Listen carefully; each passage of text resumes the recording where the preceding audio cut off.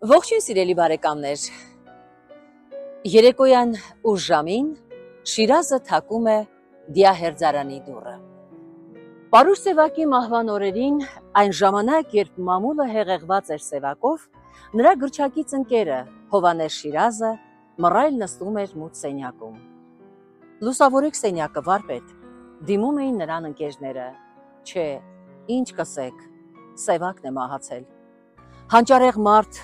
ահավոր մահ, հառաչում էր նա։ Դաժան ու անարդար մահեր շատ տեսա, Սևակի վախճանը ցնցեց ինձ։ Մեծերը կամ մեծ ու իմաստուն մահով են մահանում, կամ բախտի կատակով։ Իր ընկերոջ համար մորմոքում էր Շիրազը։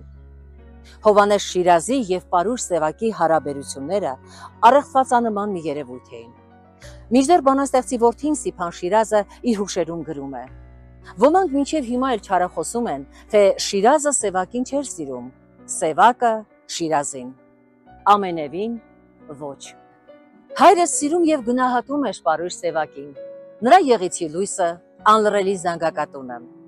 Այլ բան է, որ ասում էր Սևակը ավելի շատ մտքի բանաստեղծ է, քան հույզի, պատկերի։ Սա մաքրամաքուր անկեղծության մի գնահատական է։ Գնահատական, որ կարող են միմյանց մասին ունենալ և արտահայտվել նույն ժամանակի, նույն ժողովրդի, նույն գրականության երակը բռնած արվեստագետները։ Պարզապես այսպես կոչված վերևներին ձեռնտու չէր նրանց միասնականությունը, սերտացումը։ Պարզապես ժամանակը, ժամանակի կերպն ու մթնոլորտը այդպես էին, ապազգային, և սուր աչքը իսկույն կնկատեր։ Երկու մեծերը չպիտի միավորվեին, թեև հոգևոր կապը անհնար էր խզել։ Եվ հենց այս իմաստով լավագույնս աշխատեցին ժամանակի գրողական աշխարհի փոշեհիշատակ խամաճիկները։ Շիրազին կեղծ լուր կբերեին, թե Սևակը քո հասցեին էս ասաց, Սևակին, թե Շիրազը քո հասցեին են ասաց։ Խորանանք եղելության մտնաշխարհը, թե չէ, կարևորագույնը պարզ է։ Պատրաստ էր ողբերգությունը։ Պարուշ Սևակը չկար։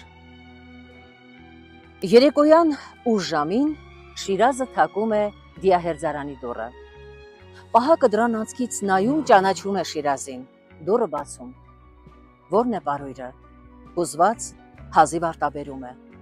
Պահակը ցույց է տալիս։ Շիրազը հուզախեղտ մոտենում, սպիտակ սավանը հետ է քաշում, քարանում, արտասվում է։ Ապա լուրջ շրջվում, շտապ դուրս է գալիս, հեռանում։